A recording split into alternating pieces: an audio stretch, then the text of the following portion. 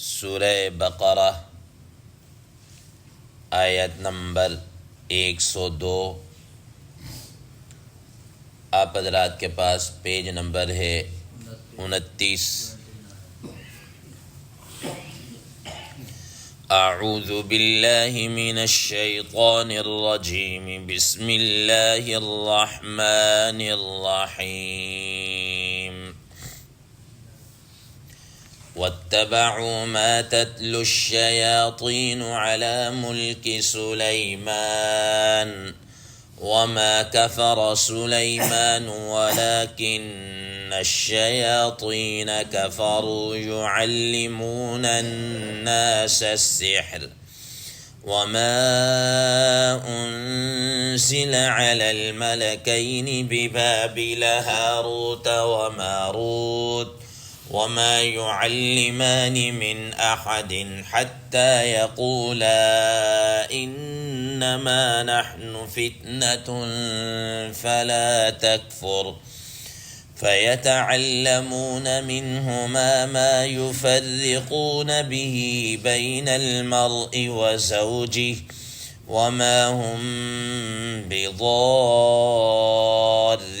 به من أحد إلا بإذن الله ويتعلمون ما يضرهم ولا ينفعهم ولقد علموا لمن اشتراه ما له في الآخرة من خلاق ولبئس ما شروا به أنفسهم لو كانوا يعلمون ولو أنهم آمنوا واتقوا لمثوبة من عند الله خير لو كانوا يعلمون صدق الله العظيم۔ اللهم صل على محمد النبي الأمي وعلى آله وسلم تسليما كثيرا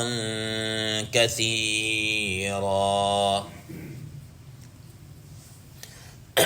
محترم سامعین کرام، جیسا کہ جمعرات والے دن ہم نے ان آیات کا ترجمہ کیا بھی تھا اور انشاءاللہ عزیز کل دوبارہ بھی کریں گے، آج بطور برکت کے ان آیات کی تلاوت کی ہے۔ چونکہ ان آیات میں سحر کا لفظ تھا، اور سحر یعنی جادو کی حقیقت، جادو کی اقسام، جادو کا حکم، اس کو پہلے درس کے اندر ہم نے بیان کر دیا، اور ما بقیہ اس کی جو تفسیر ہے وہ انشاءاللہ مزید کل ذکر کریں گے۔ آخر میں آپ حضرات کے سامنے یہ بات آئی تھی کہ کیا جادو حضرات انبیاء علیہ الصلاۃ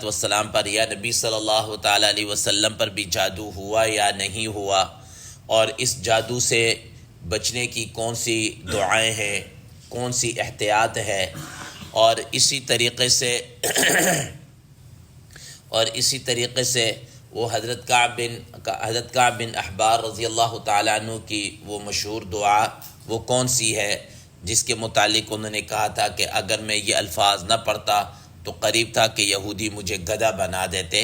آج صرف انہی 3 چیزوں کے متعلق گفتگو ہوگی۔ محترم سامعین کرام، پہلی چیز، نبی کریم صلی اللہ تعالیٰ علیہ وسلم پر جادو ہوا ہے۔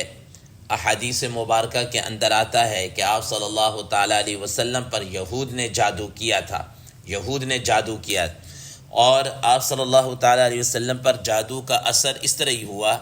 کہ آپ صلی اللہ تعالیٰ علیہ وسلم نے کوئی کام کیا ہوتا تو آپ بھول جاتے کہ میں نے یہ کام کیا ہے، یا نہ کیا ہوتا تو آپ کو تو شاید میں نے کر لیا ہے، کوئی اس طرح کی کیفیت ہوتی۔ لیکن ایسا نہیں ہے کہ آپ صلی اللہ تعالیٰ علیہ وسلم جو نبوت کے احکامات ہیں یا قرآن مجید ہے یا کچھ اس طریقے سے، ان چیزوں میں آپ صلی اللہ تعالیٰ علیہ وسلم کو بالکل بھول نہیں ہوئی، لیکن صرف دنیاوی جو چیزیں ہیں وہ آپ صلی اللہ تعالیٰ علیہ وسلم کچھ بعض مرتبہ بھول جاتے تھے۔ اور یہ کہ جادو بھی یہ عام اسباب ظاہری کی طرح، اسباب طبعی کی طرح ایک چیز ہی ہے، جیسا کہ کیا کہتے ہیں، نبی صلی اللہ تعالیٰ علیہ وسلم کو بھوک لگنا، گرمی یا سردی سے متاثر ہونا یا بھوک لگنا، جیسے یہ چیزیں ہیں، ایسے ہی نبی صلی اللہ تعالیٰ علیہ وسلم پر جادو کے اثرات بھی ویسے ہی ہوئے۔ اور یہ آپ صلی اللہ تعالیٰ علیہ وسلم پر یہ جو کیفیت ہے، کوئی تقریباً کچھ 6 مہینے اس طریقے سے آپ صلی اللہ تعالیٰ علیہ وسلم پر رہی۔ اور روایات میں آتا ہے کہ پھر ایک مرتبہ رسول اللہ تعالیٰ علیہ وسلم نے حضرت عائشہ صدیقہ رضی اللہ تعالیٰ عنہ سے فرمایا کہ مجھے میری بیماری کا پتہ چل گیا، اللہ تعالیٰ نے بتا دیا ہے۔ اور مشہور واقعہ سورہ معوذتین کے جو نزول ہے، شان نزول، ان کے اندر اس کا بیان کیا گیا کہ آپ صلی اللہ تعالیٰ علیہ وسلم پر ایک یہودی لبید بن عاصم نے جادو کیا تھا، اور اس کی بیٹیوں نے بھی کیا ہے، جادو کیا تھا۔ تو روایات میں آتا ہے کہ آپ صلی اللہ علیہ وسلم نے فرمایا کہ خواب میں نے دیکھا کہ 2 فرشتے آئے، ایک میرا سر کی طرف اور ایک پاؤں کی طرف۔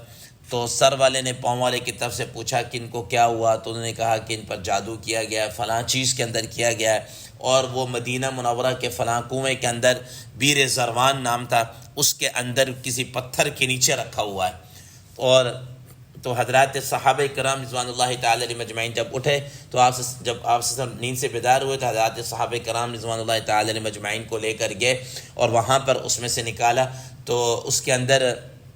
یعنی کہ 11 گرہیں کسی چیز کے اندر لگی ہوئی تھی، تو اس پر یہ صورت نازل ہوئی تھی، آخری 2 صورتیں قل اعوذ برب الفلق اور قل اعوذ برب الناس، جن کے اندر 11 آیات ہیں۔ تو آپ صلی اللہ تعالیٰ علیہ وسلم ایک ایک آیت پڑھتے گئے اور ایک ایک گرہ کیا ہے، کھولتے چلے گئے۔ جیسے ہی وہ کھلی تو آپ صلی اللہ علیہ وسلم بالکل جیسے بندہ فریش سا ہو جاتا ہے، بوجھ سے آزاد ہو جاتا ہے، اس طریقے سے آپ صلی اللہ تعالیٰ علیہ وسلم کو ہوا۔ تو محترم سامعین اکرام، لیکن یہ کہ یہ دیگر جیسے میں نے آپ کو بتایا کہ اسباب جیسے گرمی سردی سے متاثر ہو جانا، بھوک وغیرہ، پیاس سے متاثر ہونا، اس طرح کی کیفیت تھی، نبوت کے کام میں یا قرآن مجید کے احکامات میں اس کا کوئی اثر نہیں ہوا۔ اب دوسرے نمبر پر یہ ہے کہ اس جادو سے اور سحر سے بچنے کے لیے ہمیں کیا کرنا چاہیے، کون سی تدابیر اور کیا چیز اختیار کرنی چاہیے۔ محترم سامعین اکرام، آپ اس حوالے سے میں نے آپ حضرات کو پہلے بھی بتایا کہ یہ سارا شیاطین کا اثر ہوتا ہے، اور شیاطین چونکہ نجاست کو پسند کرتے ہیں، گندگی چیزوں کے اندر رہتے ہیں، تو یہ سب سے پہلے گندگی اور نجاست والی چیزوں پہ جہاں پر ہو وہاں پر اٹیک کرتا ہے۔ اب یہ گندگی اور نجاست اب ظاہری ہو، جسمانی ہو یا روحانی نجاست ہو، دونوں صورتوں کے ہر صورت کے اندر یہ کیا کرے گا، اٹیک کرے گا۔ ظاہری گندگی اور ظاہری نجاست تو یہ ہے، مثال کے طور پر کہ انسان ناپاک ہے، ٹھیک ہے نا، کپڑے گندے ہیں اور جسم گندا ہے، گندا مندہ رہ رہا ہے، نہ نہانے کی فکر نہ طہارت کی فکر۔ اور باطنی نجاست یہ ہے، مثال کے طور پر کہ ایک انسان بظاہر تو بڑا صاف ستھرا ہے، لیکن مثال کے طور پر اس وقت غسل فرض ہے، اب غسل جو ہے وہ تو ایک خاص طریقے سے نہائے گا تو غسل ادا ہوگا نا، ورنہ بہت سارے ہمارے نوجوانوں کو غسل کا طریقہ بھی نہیں پتہ، ٹھیک ہے، اور وہ یہی سمجھتے ہیں کہ بس جس طرح عام سمپلی بندہ نہاتا ہے نہا لیا، حالانکہ غسل جب انسان کے اوپر فرض ہو جائے تو اس کے اندر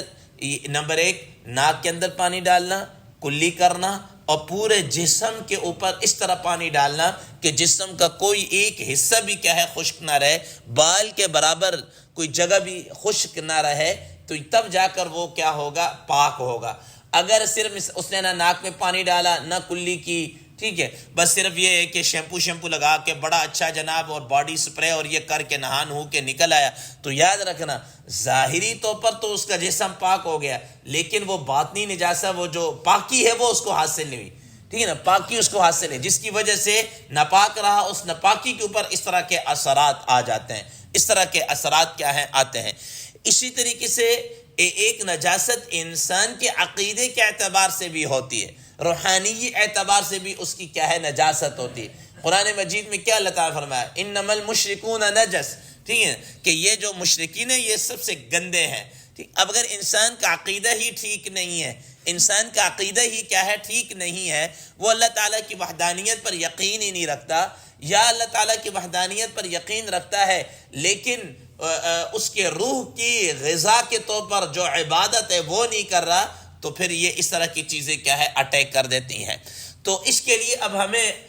بچاؤ کا ذریعہ کیا ہے کہ انسان اپنی نظافت، طہارت، پاکی، جسمانی، روحانی، ہر طریقے سے اپنے آپ کو کیا رکھے، پاک رکھے، اور اس کے بعد یہ تدابیر اختیار کرے جو قرآن و سنت، قرآن و حدیث کے اندر انسان کی حفاظت کے لیے جو دعائیں اور جو چیزیں منقول ہیں ان کو کیا کرے، اپنائے، تو انشاءاللہ العزیز انسان کے اوپر جادو کے اثرات آ ہی نہیں سکتے، جادو کے اثرات آ ہی نہیں سکتے۔ ہمیں کوئی ضرورت نہیں ہے، یہ جو بازاروں کے اندر ٹھگ قسم کے بیٹھے ہوئے نا لوگ، ٹھیک ہے، لوگوں کو ٹھگ رہے ہیں کہ جی آپ کے اوپر تو یہ جادو ہو گیا اور یہ ہو گیا، یہ تو ابھی مرنے والے تھے، پتہ نہیں کیا کچھ اس طریقے سے۔ خدا کے لیے رسول اللہ تعالیٰ علیہ وسلم نے اور جو بتا دیا ہے اس پر عمل کر لے، ان ٹھگ بازوں سے آپ، یہ بسا اوقات تو انسان پیسہ تو لیتے ہی لیتے ہیں، انسان کا ایمان بھی کیا ہے چلا جاتا ہے۔ اب دیکھیں مثال کے طور پر بہت سارے عامل ایسے ہیں جو کرسچن ہیں، ٹھیک ہے نا، کرسچن ہے، اب ان کے پاس آپ جائیں گے تو کیا خیال ہے وہ قرآن و حدیث کے مطابق آپ کا علاج کریں گے؟ انہوں نے تو پتہ نہیں کیا جنتر منتر اور واللہ عالم بالصواب کیا پڑھے، کیسے کفریہ کلمات کہ آپ کا ایمان بھی کیا ہے چلا جائے۔ آپ تو بچانے گئے تھے اپنا کاروبار مثال کے طور پر، یا تو پتہ چلا تو ایمان کا بھی سودا کر کے آگے۔ اس لیے ہمیں چاہیے کہ وہ چیزیں جو مسنون احادیث اور قرآن کے اندر بیان ہوئی ہیں ان چیزوں کو ہم کیا کریں لیں اور اس کے ذریعے سے اپنا کیا کریں ہم بچاؤ کریں، تو انشاءاللہ ہماری حفاظت بھی یقینی رہے گی۔ اب اس ضمن کے اندر مثال کے طور اگر کسی پر جادو ہو جائے، جیسا کہ حدیث مبارکہ میں آتا ہے رسول اللہ تعالیٰ علیہ وسلم کے خود حدیث مبارکہ میں کہ کسی گھر کے اندر یا جادو ہو رہا ہے، سورہ بقرہ اگر اس گھر کے اندر تلاوت کی جائے، ٹھیک ہے، سورہ بقرہ، تو آپ صلی اللہ تعالیٰ علیہ وسلم فرمایا کہ یہ جنات اور یہ شیاطین جتنے بھی نا، یہ ناکام اور نامراد ہو کر وہاں سے کیا ہے چلے جاتے ہیں، ناکام اور نامراد ہو کر کیا ہے چلے جاتے ہیں۔ یہ صورت کی تاثیر ہے، اس گھر میں اثر جنات کا اور یہ سحر کا، جادو کا اثر ہو ہی نہیں سکتا، ٹھیک۔ اسی طریقے سے آیت الکرسی ہے مثال کے طور پر، آیت الکرسی ہے، اسی طریقے سے سورہ فاتحہ ہے، اسی طریقے سے جو نبی صلی اللہ علیہ وسلم پر خاص جادو کی اعتبار سے جو صورتیں نازل ہوئی ہیں، معوذتین، قل اعوذ برب الفلق، قل اعوذ برب الناس، یہ صورتیں انسان اپنے پر پڑھ کر دم کرے اور جسم کے اوپر اس کو پورے دیکھیں۔ حدیث مبارکہ میں کیا آتا ہے کہ آپ صلی اللہ تعالیٰ علیہ وسلم ان کو رات کو سوتے وقت اس طرح پڑھا کرتے تھے، اور پڑھنے کے بعد اپنے ہاتھوں پر پھونک مارنا اور پورے جسم کے اوپر اپنے ہاتھ کو پھیر دیتے تھے، پورے جسم پر اپنے ہاتھ کو پھیر دیتے تھے۔ یہ سنت عمل ہے، یہ کرے، ٹھیک ہے۔ اسی طریقے سے محترم سامعین اکرام کیا کہتے ہیں، منزل ایک آپ حضرات نے دیکھا ہوگا بازار میں قرآن مجید کی 33 آیات پر مشتمل یہ منزل چھپی ہوئی ہے۔ بعض حضرات نے فرمایا کہ یہ جو آیات ہیں یہ نبی صلی اللہ تعالیٰ علیہ وسلم سے منقول ہے۔ مولانا نعیم الدین صاحب جامعہ مدنیہ والے وہاں کے شیخ الحدیث الحدیث استاد ہیں، انہوں نے اس کی پوری تخریج کی ہے کہ یہ جو منزل جو چھپی، ایسا نہیں ہے کہ میں نے یا آپ نے یا کسی حضرت شیخ الحدیث مولانا زکریا صاحب رحمہ اللہ نے اس کو ایسے نہیں ترتیب دے دیا، بلکہ یہ احادیث کے اندر یہ آیات منقول ہے، اور ان میں وہ آیات بھی جن کی انفرادی طور پر بھی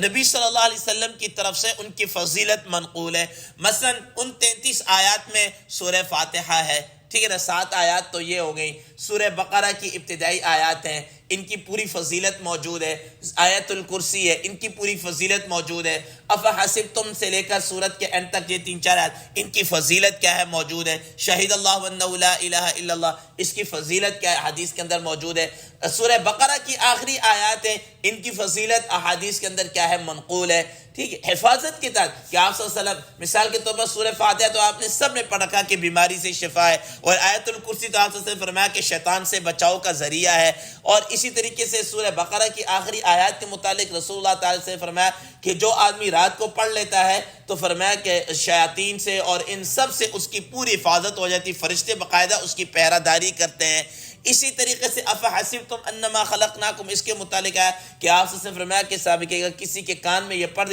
پڑی تو وہ جس کے اوپر کوئی بیماری تھی وہ بالکل صحیح ہو کے تندرست ہو کے کیا ہو گیا، کھڑا ہو گیا۔ اسی طریقے سے کیا کہتے ہیں اور بھی 2-3 آیات ہیں، پھر آخر میں کیا کہتے ہیں معوذتین ہیں، قل یا الکافرون، قل هو اللہ احد، اور آخری 2 صورتیں ہیں۔ اب ان کی ساروں کی فضیلت کیا ہے، احادیث کے اندر انفرادی طور پر بھی کیا ہے، منقول ہے۔ تو ہمیں چاہیے کہ یہ 33 آیات کوئی جادو ٹونا نہیں، کوئی جنتر منتر نہیں، اللہ تعالیٰ کے پاک کلام کی پاک آیات ہیں۔ ان کو پڑھ کر آپ اپنے پر دم کریں، صبح و شام اس کو کیا کریں، دم کریں۔ اسی طریقے سے جناب نبی صلی اللہ تعالیٰ علیہ وسلم سے صبح و شام پڑھنے کی جو حفاظت کی دعائیں منقول ہیں، مثال کے طور پر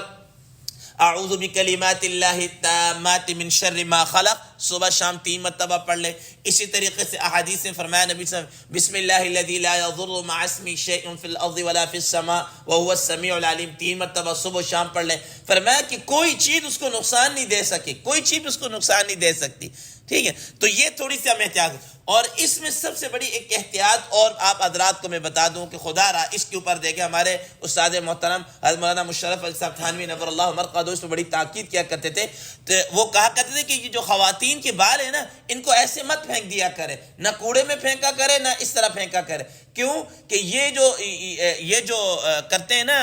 تعویذات وغیرہ اور یہ جادو وغیرہ کرتے ہیں، وہ ان عورتوں کے بالوں میں بہت زیادہ ایفیکٹ بھی ہوتا ہے اور اس کو لیتے بھی۔ ابھی یہ 2-3 دن پہلی کی بات ہے کہ میں جناب والا وہ ادھر اپنے ایک عزیز کی طرف گیا، وہاں باقاعدہ ایک آدمی موٹر سائیکل پر گھوم رہا تھا اور وہ کہہ رہا تھا بال بیچ لیجئے، اور 14,000 روپے پر kg وہ لے رہا تھا۔ اب مجھے یہ بتائیں کہ جس آدمی کے پاس اتنے بال ہوں تو وہ تو بیچے گا نا کہ یار مجھے پیسے، یہ نہیں پتا کہ اب یہ اس کے اندر جا کے جو جادو ہوگا اس کا اثر جس پر ہونا ہے وہ تو ہوگا ہی ہوگا، جس کے ہیں اس پر بھی اس کا اثر ہوگا، اس پر بھی اس کا کیا ہوگا، اثر ہوگا۔ اس لیے یہ خاص طور پر خواتین ظاہر ہے وہ کنگھی کرتے ہیں، بال گر جاتے ہیں، تو ان کو اپنے پاس سیو کر لیں، سیو کرنے کے بعد ان کو جناب کسی زمین کے اندر دفنا دیں، زمین کے اندر اس کو کیا کر دیں، دفنا دیں، ٹھیک، تاکہ یہ اس پر جادو وغیرہ کا اثر نہ ہو۔ اب محترم سامعین کرام، آخر میں وہ دعا جو حضرت کیا کہتے ہیں اپنا کعب بن احبار رضی اللہ تعالیٰ عنہ کی وہ مشہور حدیث مبارکہ، وہ جو دعا ہے میں آپ حضرات کو بتاتا ہوں، انشاءاللہ عزیز میں کوشش کروں گا کسی چٹ کے اوپر لکھ کر آپ حضرات کو بھی دے دی جائے۔ اور یہ وہ حضرت کعب بن احبار رضی اللہ تعالیٰ عنہ فرماتے ہیں، وہ دعا یہ ہے جس کو امام مالک رحمہ اللہ نے اپنی کتاب موطا امام مالک کے اندر ذکر کیا ہے، وہ اعوذ بوجہ اللہ العظیم الذي ليس شيء أعظم منه وبكلمات الله التامات التي لا يجاوزهن بر ولا فاجر وبأسماء الله الحسنى كلها ما علمت منها وما لم أعلم من شر ما خلق وبرأ وذرأ۔ ٹھیک، تو یہ حضرت کعب بن احباب رضی اللہ تعالیٰ عنہ صبح شام پڑھ لیا کرتے تھے۔ اس کا خاص طریقہ مجھے پڑھنے کا تو نہیں ملا کہ کیا کہتے ہیں کہ صبح شام پڑھنا ہے، بعض حضرات نے اس کو صبح شام 11 مرتبہ بتایا، کوئی بعض حضرات نے جناب ہر نماز کے بعد پڑھنے کو بتایا۔ بہرحال صبح شام بھی اگر انسان اس کو پڑھ لیا جائے تو امام مالک رحمہ اللہ نے جو باب باندھا ہے وہ یہ ہے کہ رات کو سوتے وقت تعوذ پڑھنا، رات کو سوتے وقت جو باب باندھا ہے اس کا عنوان یہ ہے، تو اس کا مطلب ہے یہ رات کو انسان اس کو پڑھ لے۔ تو یہ وہ الفاظ ہیں، یہ وہ چیزیں جس سے انسان اپنا بچاؤ آپ کر سکتا ہے، اچھے طریقے سے کر سکتا ہے۔ تو ہمیں چاہیے کہ ان مسنون اذکار کو، ان مسنون چیزوں کو اپنایا جائے تاکہ ان بازاری اور ان ٹھگ قسم کے افراد سے ہمارا مال بھی بچ سکے، اور سب سے بڑھ کر یہ کہ ہمارا ایمان بھی کیا ہے، بچ سکے۔ اللہ تبارک و تعالی عمل کی توفیق عطا فرمائے۔ وآخر دعوانا ان الحمد للہ رب العالمین۔